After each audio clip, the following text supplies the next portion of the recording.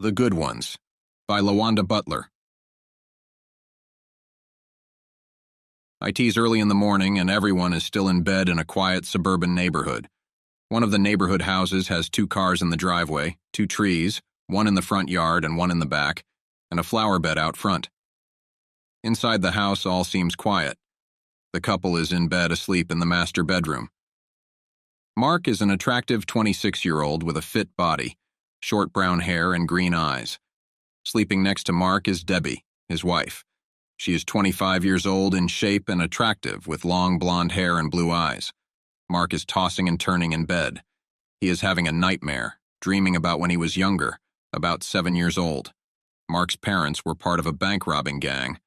The gang lived together in an abandoned warehouse. In his nightmare, Mark sees himself watching the grown-ups count money from their big score. He sees himself playing with all the other gangster kids. One is a little girl, Sonya. She was around 5, African-American, with big brown eyes. Mark never had any siblings, but he always treated Sonya as if she were his little sister. He would make sure she had something to eat and that she had a blanket when it was time to sleep. One day, when everyone was getting ready to eat, the police came rushing in. All of the adults were killed, except Sonya's mother, Teresa. Teresa grabbed Sonya and went running out of the building. In his nightmare, Mark is chasing after Teresa, reaching out and calling her name. "Sonya, Sonya!" Sonya is screaming back at him, "Mark! Mark!" And then she is gone, but he can still hear her voice lingering, calling to him. "Mark?" she says calmly. He can't understand it. Sonya isn't screaming anymore, she sounds a little different. "Sonya, is that you?" he asks.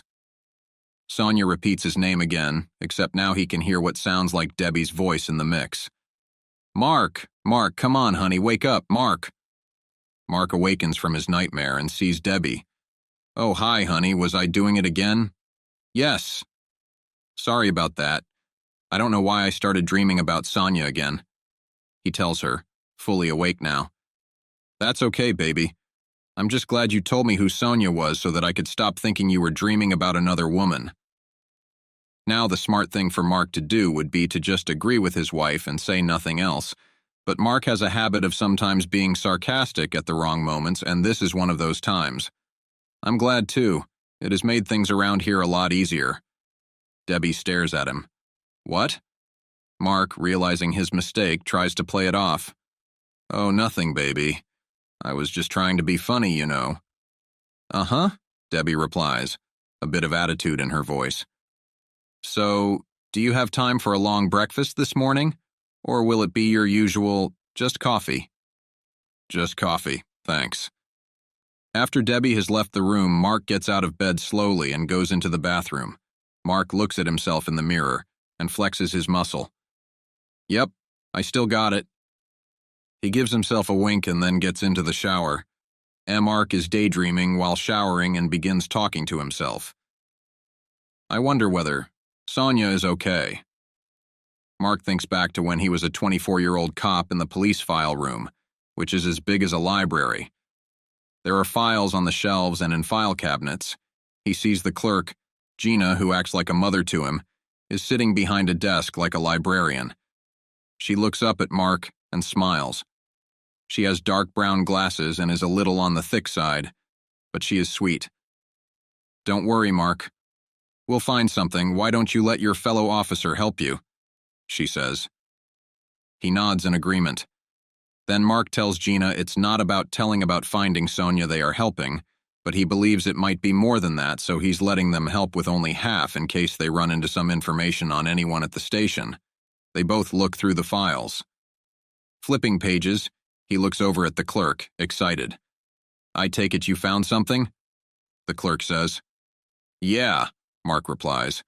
"I found out that the gang robbed the wrong people and that my parents and the other gang members had a hit put on them." "Oh my," Gina says. "Does it tell you anything else?"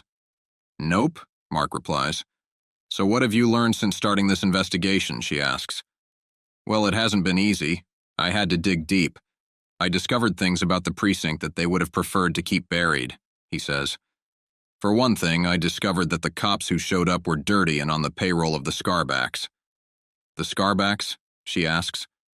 Aren't they one of the most notorious gangs out there? Yes. Did you find out anything about this Sonya girl? She asks. No, Mark answers. I think the information about her is in sealed files, which I don't have access to. Sealed files, huh? Gina gets up and leaves the room, then returns a few minutes later. Leaning toward Mark, she pitches her voice low and says, Listen, I could lose my job. Don't worry, I won't tell a soul, Mark says. All right, follow me. Mark nods and follows her to a door in the back. Gina looks around, unlocks the door, and they enter the room. She locks the door behind them. Now, she says, only certain captains and above have access to the files on this computer, and even they have to have permission from the IA first. In case you're wondering whether our captain has permission, he does not. They monitor these files all the time. We can take a look while Internal Affairs is updating their monitor server, which is every Wednesday at 5 a.m. for 3 minutes. So since it is Wednesday and it will be 5 a.m. in 5 minutes, we can look safely without getting caught by the computer security, at least as long as we use this computer. 2 questions, Mark says. First, how did you get this info about IA? Second, if we can do this during their update times, why can't we just use any computer? Mark, she says, smiling. Sometimes a woman is out drinking with her friend who is a record clerk at IA, and sometimes he lets things slip because he is drunk. Mark is amused by the revelation. Gina informs him that if they use any other computer, they will be caught immediately. But if they use this computer, which is one of IA's, the chances of them getting caught are slim. IA will just think it's one of the authorized people using it. Of course, she makes sure he understands that they keep records of what files are looked at and when they are viewed. If we play our cards right, she says, we can look at the files real quick and get out before they know we're in the system. Are you ready to do this? Yes, Mark replies. Good. Now, as far as I know, nobody is scheduled to use this computer, but we should be ready to shut down if somebody comes. She looks at her watch and turns on the computer. Once it is booted up, she types in the password when prompted, and the computer grants them access. They begin looking at files and find one labeled SCARBACKS. Opening the file, both Gina and Mark read quickly. She pulls up 2 files at a time, reading one while Mark reads the other. 2 minutes, she says. Mark starts reading faster and hits pay dirt with one of the files. They both keep reading quickly, and then Gina's watch starts to beep. She closes the files, and before she can shut down the computer, they hear footsteps coming down the hall. She continues to shut down the computer while Mark runs over and turns off the lights. Let's get out of here, she tells Mark. He's thinking the same thing. Do you know another way out? He whispers. It sounds like someone is outside the door. No, she whispers back.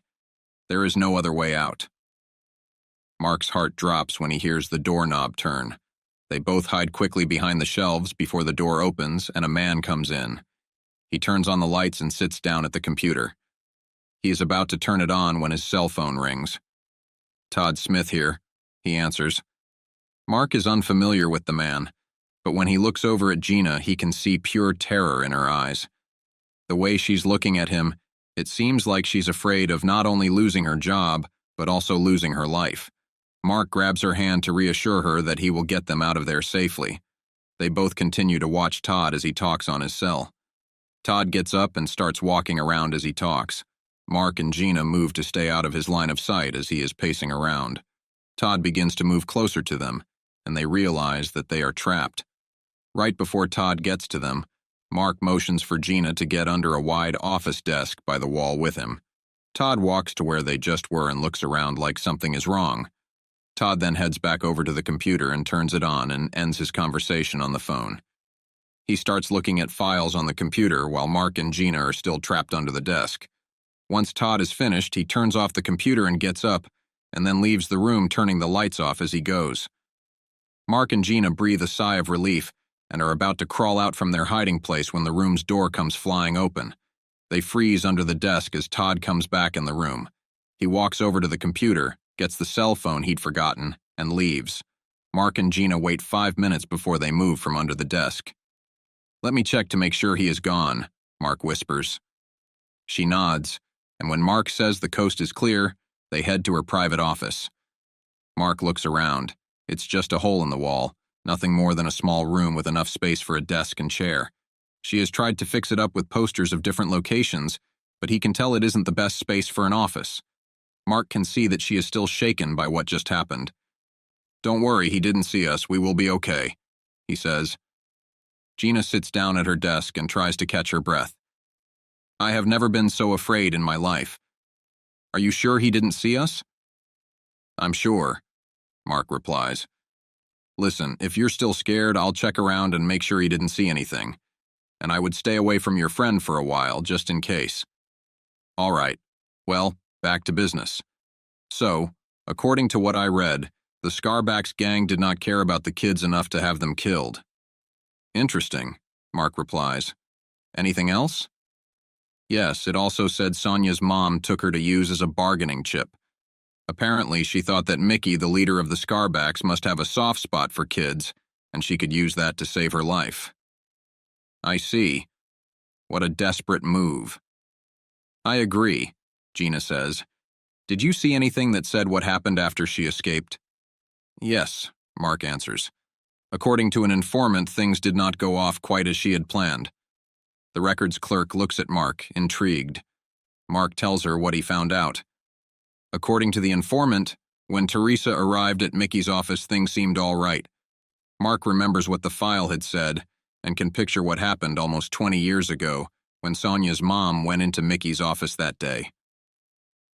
Sonya's mom walks into Mickey's office, a large, luxurious office with a big desk and chair, bookshelves and paintings on the wall, and sees Mickey, a man in his early 30s, sitting behind his desk. His two assistants, Gossip, late 20s, and Kiss Up, early 30s, are standing on either side of him. "Sorry, Mickey," Teresa explains. "We had no idea that place was one of yours. To make up for my mistake, I offer you my daughter. Do with her as you will. Just please, spare my life." Mickey looks at Teresa with no emotion. She cannot tell what he is thinking. Mickey replies, "Fine, I'll take her, but not to do what you're thinking. I'm not a pedophile. She will work and learn the business. My wife has been very depressed since we lost our daughter, and I'm sure your daughter feels the same way since she lost her mother." Teresa looks at Mickey, confused. "What do you mean? I'm standing right here." Mickey smiles at her, making her feel like all is well. "Not for long. Goodbye, Teresa." Mickey points a gun straight at Teresa's head. Bang! Sonya is standing next to her mom when she gets shot. Mickey laughs. Blood splatters on Sonya's face and clothes. Teresa's body falls back while she is still holding Sonya's hand. Sonya, seeing her mother shot and then falling down dead, begins to cry.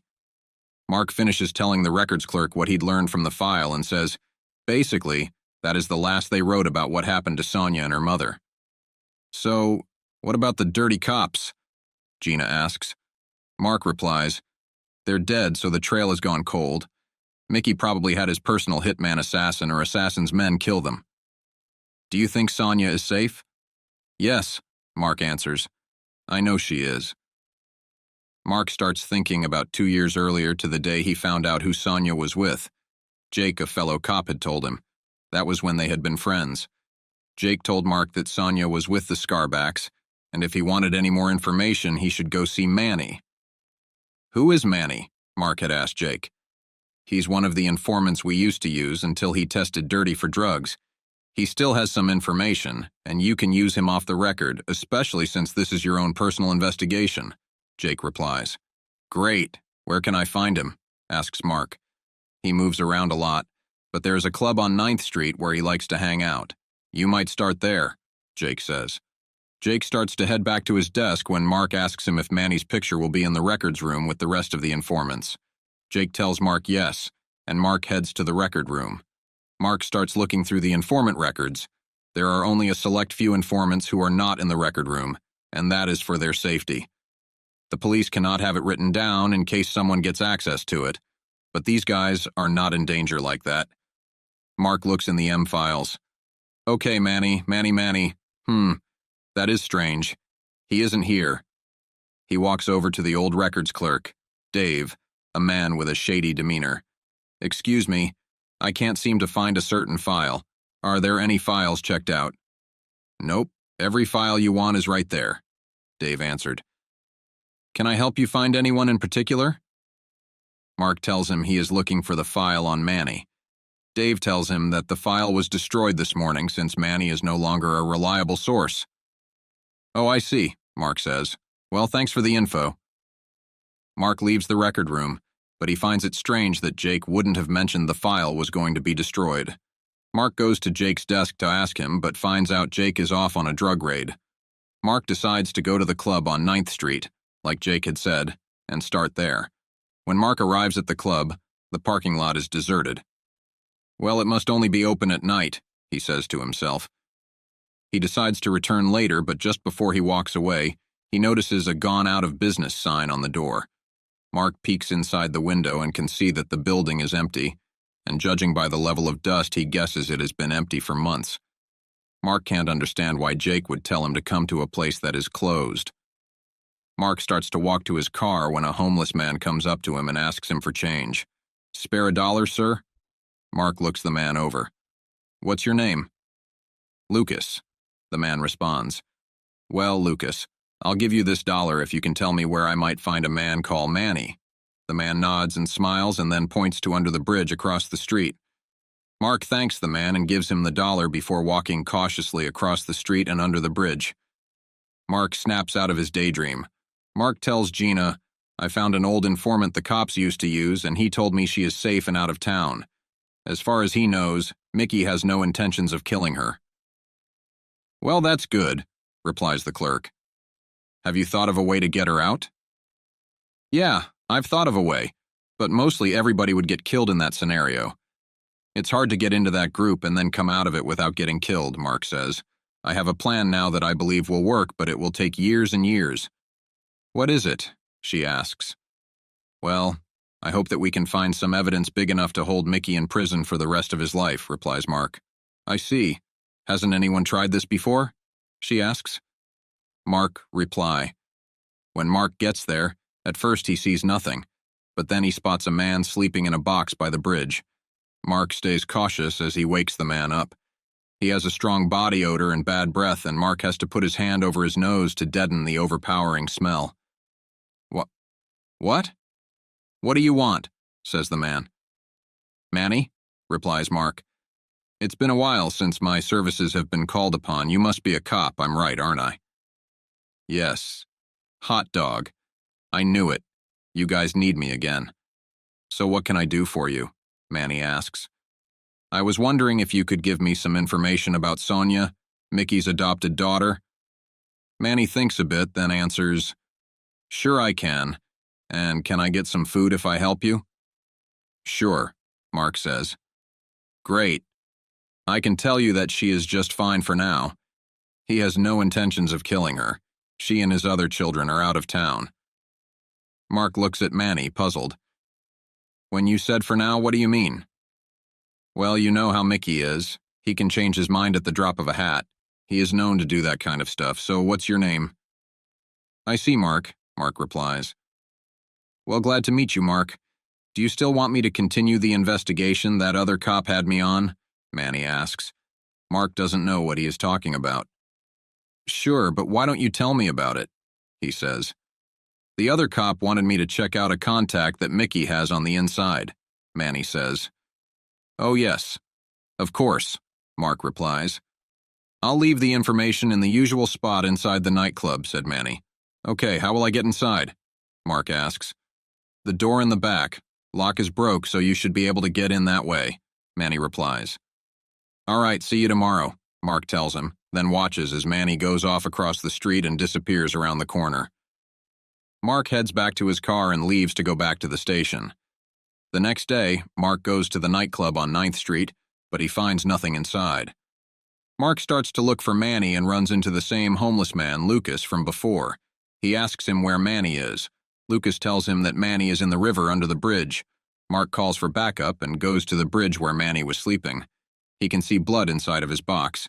He looks over at the shallow river that runs under the bridge, and there is Manny's body lying in the middle of it. Mark doesn't know what happened, but the other cop Manny was working for might. Backup arrives and covers the scene. Mark sees Jake and goes over to talk to him. "Hey, can I ask you something?" "Sure," Jake replies. "Do you know who Manny was working for down at the station?"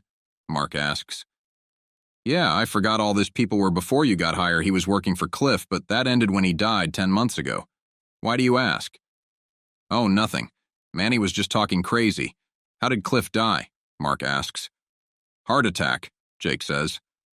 Mark tells Jake he is sad to hear about that, and that he wished he could have met Cliff. Mark decided he'd have to find out more about this after he finished up all his other cases.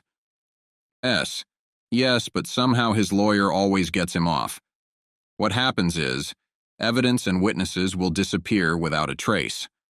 I mean, if I can figure out how the drugs disappear out of the evidence room and witnesses to Mickey's crimes just disappear off of the face of the earth, I bet I could get him put in prison for the rest of his life. I've tried, but I've gotten nowhere. Whoever he's got that is covering up things for him is good and obviously dangerous. I think we should meet in your office again to discuss any new information you have. Are you sure that is safe, since whoever he has is so dangerous, and it could be anyone we can't meet in my office? So how and where will we meet and talk without anyone catching on, since the person could be watching us? Mark thinks for a moment, then says, "If you ever want to meet with me and you think it's not safe to talk, just say, 'How's Cleo doing?'" "All right, where should we meet?" Gina asks. "Well, we can meet at the Dollar Theater on 15th Street. Just mention things that are in the movie so I'll know without a doubt which movie. As for the time, make it sound like you're talking about money. You might say something like, 'I have $230, which tells me it's the 2:30 showing of that film." She nods in understanding. The clerk tells Mark not to worry and that at some point he will find a way to get Sonya back safely. Mark is lost in his thoughts, talking to himself in his head. The day is finally here. We are finally going to get this guy for good. Mark is still just standing in the shower, lost in thought, when Debbie pops her head in through the curtain. "Mark, you are going to be late, baby." Mark snaps out of his daydreaming and rushes to get dressed. He takes his coffee, kisses Debbie goodbye, and leaves for work. Mark arrives at the police station and hurries into the conference room. Captain Jeff is in front of everyone, getting ready to speak. Mark sees Jake sitting next to Tim. Jerome and Sheila are sitting together. Jerome motions to Mark to sit with them. Jeff begins talking. "There has been a string of criminal activity lately. I believe the Scarbacks might be behind this, but we will need to get proof before we can act. Once we have the proof we need, we can come up with a plan to take them down." All the cops listen intently. Jake raises his hand and Jeff acknowledges him. "Captain, I have a couple of leads that I need to check out. They might be able to give us the information we are looking for." "That's fine," the captain replies. "Everyone, I want you to check out all leads you have. Leave no stone unturned. Check everything, from their drug activities to their blackmail activities, no matter how crazy or insignificant it may seem. I want it found." At the same time the cops are having their meeting, another meeting is taking place in another conference room. The Scarbacks have gathered together for a meeting, discussing the plans for a big shipment of drugs that is supposed to arrive. The gang is sitting around a conference table.